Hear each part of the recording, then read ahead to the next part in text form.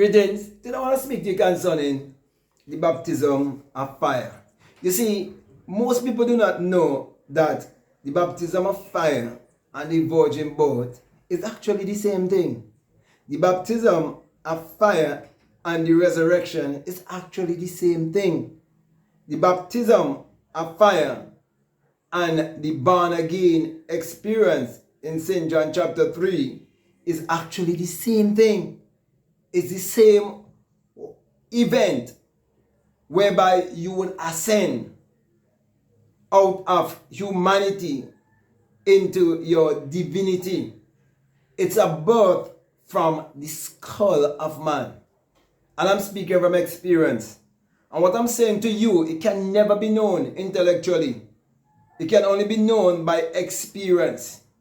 You definitely will first experience the great earthquake, which is a great shaking, a mighty reverberating that will take place within you.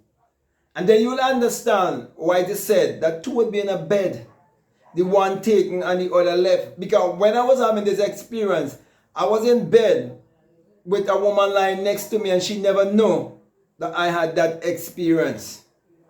It is something that takes place within man. It is not something that takes place outside of man. And when you have that experience, you would ascend like a fiery being. And you would exit the skull and find your body to be the tomb in which God is buried.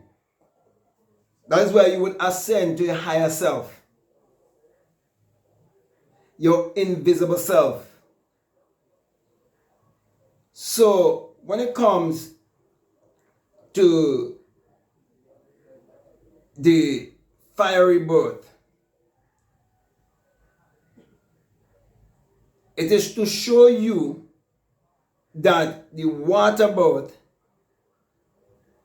is the exodus that brings you into the physical three-dimensional world, the physical world of matter. But when it comes to the spiritual birth, which is the birth from above, that is you experiencing your invisible self. And that is why when you tell your brothers and your sisters of your experience, they will say blasphemy. Because most people were never taught to understand the Bible esoterically or metaphysically. They were taught to believe the Bible exoterically, that is pointing them to look outwardly. But I'm saying to you, when you have the experience, that's how you prove that imagination will create reality and that consciousness is the only reality. In other words, God in man is man's awareness of being.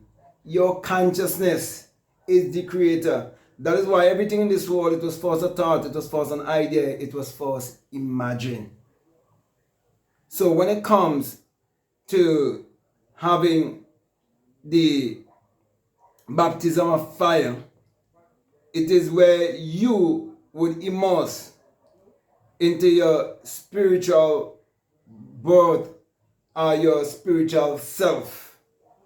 And that is what would teach you the universal language of symbology.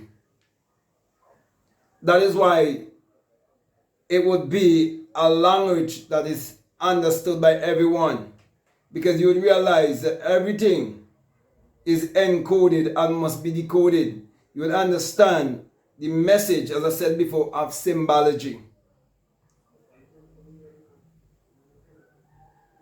And so this mystical experience will bring you to the understanding that if your eye be single, your whole body be full of light, because the eye would awake within you. And you'll definitely change from mortal to immortality in what? The twinkling of an eye. The twinkling of an eye is the opening of an eye. It's an awakening.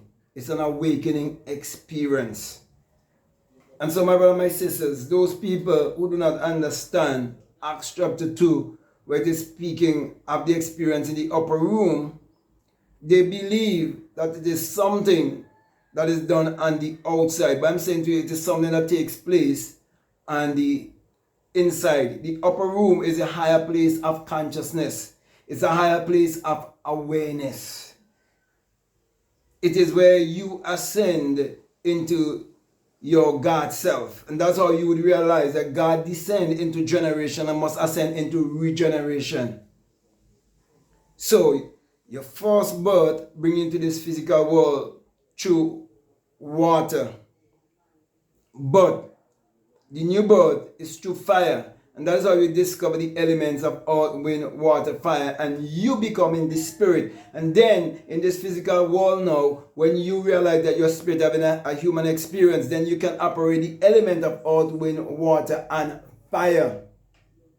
And that's why I can go into the story of Elijah and the false prophets and open up that to you and show you the psychological understanding of it, the metaphysical understanding of it, the esoteric understanding of it, and give it to you to put in your life and prove for yourself that it is true, because it will bring the abundance of rain into your life. And will do everything that says that Elijah would have done. I show you how it can be done in your own life, and you prove it for your own self. And so, my brother, my sister, I can go on and on and on and on. But I'll come to a close for now. And I want to thank you very much for listening to me. Peace.